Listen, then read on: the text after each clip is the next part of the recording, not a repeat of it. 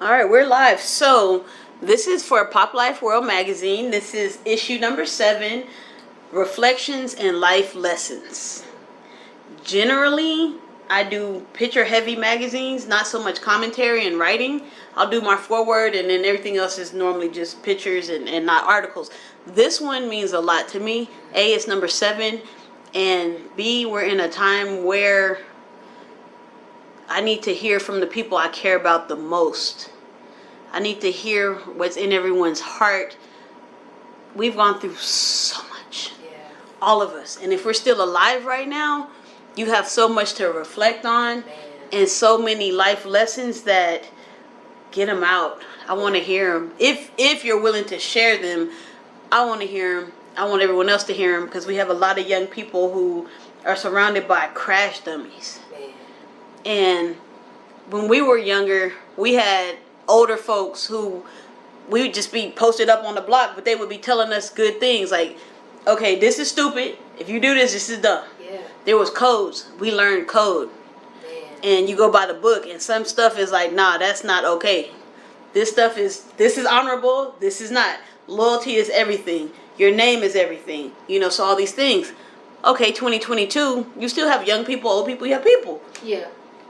But now, what are people being told? What are they learning? What are they doing? Who are they? Exactly. People don't even know who they are. Man. And I see it. And I talk to people, and it's like, you don't even know who you are. No. And it's hard to talk to people who don't, because it's like, I don't really want to talk. Because it's air. Yeah. So what prompted this is people who have lots and lots of wisdom, lots and lots to say. That's what this magazine is. So the reason I'm recording this is because I don't want to miss anything. Yeah. I don't want to miss it. And what I can't write will just be, people can see it live. Pull that episode and watch it from that person's mouth. I love it. Like, wow. So for you, I respect you highly. Thank you. When I try to describe who you are, I can't even capture all your titles and everything you do and everything you are. So I'm going to shut the hell up and let you describe who you are, what you do, and then I'll go into my interview questions. All right. What's good, everybody? First of all, thank you, Poplife, for even inviting me here. The respect is mutual, and I feel you on that code thing, and I think that's why we really connected as well, because immediately when we met, I was like, yeah, I'm rolling. It's tribe over here. It's gang gang. But my name is Carmela Green. I am originally from East Texas, Texarkana on the Texas side. And I've been residing in Austin for over a decade now. So love this city. And you may know me by community.nomad on Instagram. And I would say that one of my really big things is community raised me. Came from a family that were very public service oriented, very social services oriented, worked in the nonprofit space, volunteered, and did all the little after school programs while mama and daddy were working. And I think that just bled over into my real life. And so I would say for the past decade, even in school, even in high school, I think that I was always really active in the community, and it was any kind of way. And I would say even now, for me, it's important for me to commune with the people that are in my neighborhood, as well as all of the different spaces that I'm involved in as well. So I do grant writing. My background is nonprofit. I've done the corporate and hospitality thing. It wasn't my like forte. I didn't love it, but I learned a lot, and I think I took those skills and was like, this is what we need to do for the type of community we want to see. And that's really one of my big things is I'm in this space where I'm ready to start organizing more and start connecting the dots and making sure that BIPOC, queer people, folks that fall into these margins get together and we start to have this collective where we are talking about social responsibility, where we're talking about how do we go up against the machine, how do we get radicalized in a way where we mobilize not only us, but making sure we take care of our family. And our family can be ranging from people in your bloodline to people that you really did get it out the mud with. And I'm truly a strong believer in that. And even one of the things I was thinking about on my way here from the interview or to the interview, there's a lot of transient people in our neighborhood, and I love crackheads. I really have always bonded with them and always felt like harm reduction is important on every level. And so one of my favorite ones was coming over to wash my car and lay some stuff in our yard and do some work. But I think that every person, and I'm saying that because I think every person has something to contribute. Every person loves to be seen, and every person loves to be heard. And when you make that space for them, there is a level of trust there that you build with those people. And I feel like Poplife does this with kids, and I am just in awe every time she comes out with these magazines with the photo shoots. I am amazed. So I'm taking some notes from her book too, and yeah, working with these adults and getting them in order, because a lot of us are just scared kids, in big people clothes. So I don't know if that was a good spiel or not, but it was fantastic. It was fantastic. What made you move to Austin? Man, I think about this a lot. So I grew up going to Austin for UIL. I grew up going to Austin for state. That's awesome. What did you compete in? So I was in band, full-time band nerd, drum major for 2 years, awesome. Holding it down. But I did orchestra. Me too. Violin. Yes. Oh, that's amazing. So I played French horn and baritone. Right. So full orchestra. Okay, yeah. And I mean, truly, I was in a small ensemble, and we did place. But I also was in newspaper while I was in high school. Yeah, so we would go to workshops at UT every summer, and I would do writing workshops, and I just fell in love. Of course we were going to 6th Street. Of course I knew about Texas Relays and all of these things. I just grew up, and Austin was part of that. But in my adult life, I think that once I had that experience I went off to school, and I was the first one to really go off to college in my family. And once I had that experience of, racism and all of these things you don't realize when you go to a predominantly white institution, I think that it shaped me in a way that I wasn't prepared for. And once I left that school, that was in Nacogdoches, Texas. Once I left that university and went back to Texarkana, I was like, I think that the only place I really could live in is Austin, because for all intents and purposes, Austin is a liberal city. Now, that's what they tell you on the front end to get you in here. But that initially was why I moved to Austin, was because me and my homegirl at the time, she was trans, she was leaving the military and transitioning. Wow. It was amazing. I mean, it was really a story. So she was in Abilene. Oh man, I grew up in Abilene when I was little. Really? Until That's we moved amazing. to England. Yeah. I'm telling you, tribe. Yeah. But yeah, so Yeah. she was in the Air Force. Air Force. She had been identified as gay for the longest, but she had confided in me. I went to live with her after I dropped out of the PWI, and she had confided in me that she just didn't feel like herself in her body, because she at birth she was assigned male. And so we started taking these trips to Austin, where she was getting into her feminine side. She was wearing the clothes she wanted to wear, and we tapped into the queer scene and the LGBTQIA scene here, and they embraced her.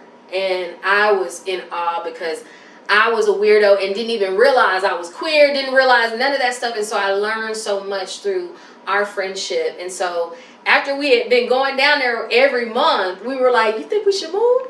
And so we ended up moving to Austin, and that was really the history.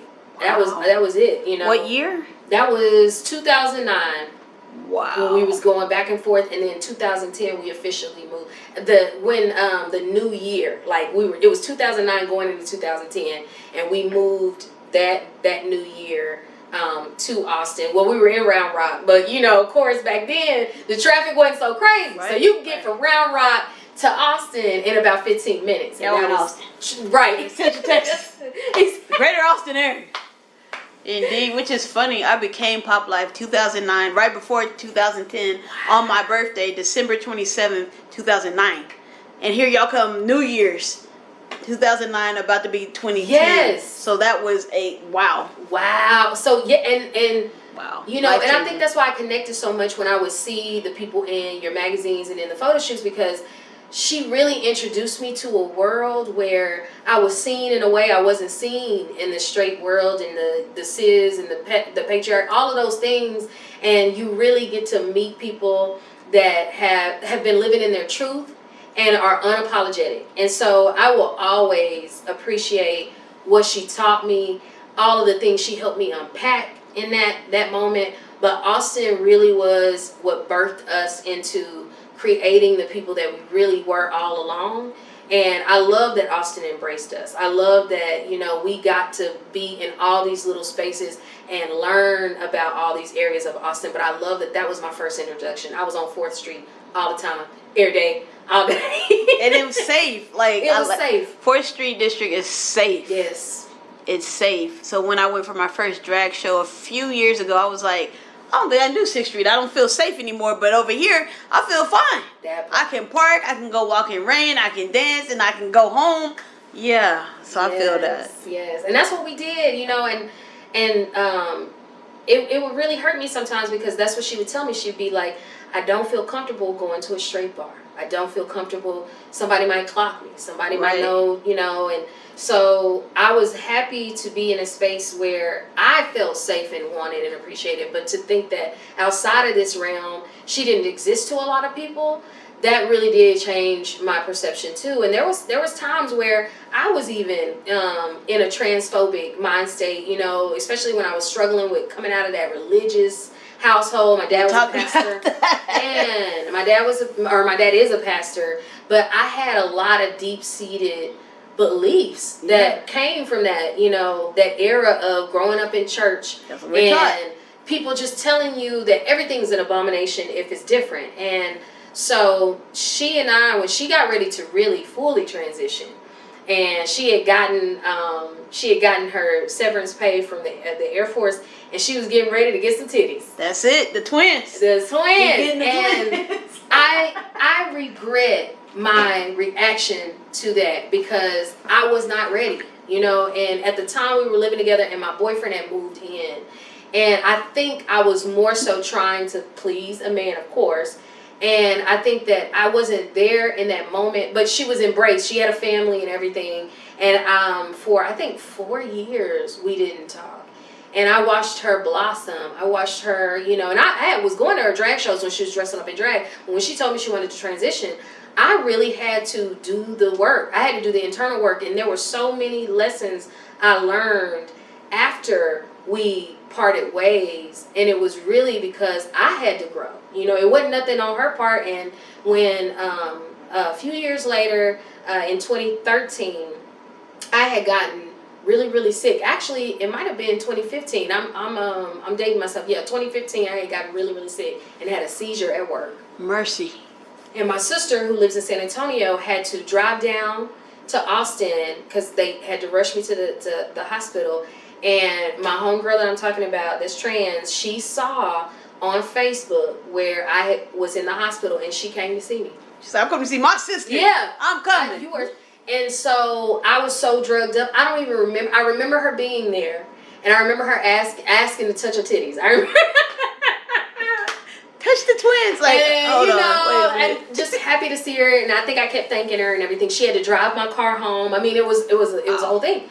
And so when I recovered, like fully recovered, I texted her and was like, hey, did you come see me? Was I dreaming? Yeah. She was like, yeah, I did. And I was like, thank you. You know, but the crazy part was a couple of months later, she got really sick. Wow. And somebody sent me her GoFundMe and said, did you know your girl is out here sick? And I was like, what? And so I called her, and she was like, hey, it's crazy you called, because I'm on my last day. I'm waiting on to be discharged, but I don't have no way home. I said, I got you. Come, I'm gonna come pick you up. She's in San Antonio? No, she in Austin. Oh, she was here. So cool. This is the trans friend that I moved here with, but we parted ways. So I had just kind of watched. Oh, your sister came from San Antonio. Yeah, my sister came just to make sure we were. Yeah, got you. We were good. So she's here. Okay. Yeah. Come get me from the hospital. I got you. Yeah. I'm coming. Okay. So came to the hospital, picked her up, and she puts in the address where she lives. And I kid you not, she lived a street away from me. God's grace. So ever since then, we were like this, you know, and talked about it. Talked about what had happened in the 4 years. Talked about, like, my transphobia and apologizing, you know, taking accountability and saying, I am sorry I hurt you in that way, you know. And so it was beautiful, and I still love her. I support her. She's in Dallas now. She done moved a few times, but she still performs. She loves Dallas. Yes. She loves Dallas. I know Dallas loves her. Exactly. And so she still comes to Austin to perform. So, and she has a house here, and she's a mother to some other drag queens. So she has a house. Yes. She has a house. Yes, she is amazing. So anyway, all of that to say that she was really a big influence in why we moved to Austin. Because she was like, I really think we could make it, you know. And I had kind of left home, come back, left home, come back. And so I think everybody in my family was just kind of really doubtful and being like, look, we know how you are. So are you sure you going to be in this big city? And I was like, no, I really believe that I can get out here and maintain, and I did. And so she was a huge part of the reason why I'm in Austin and stayed. So shout out to you, girl. That's awesome. Awesome.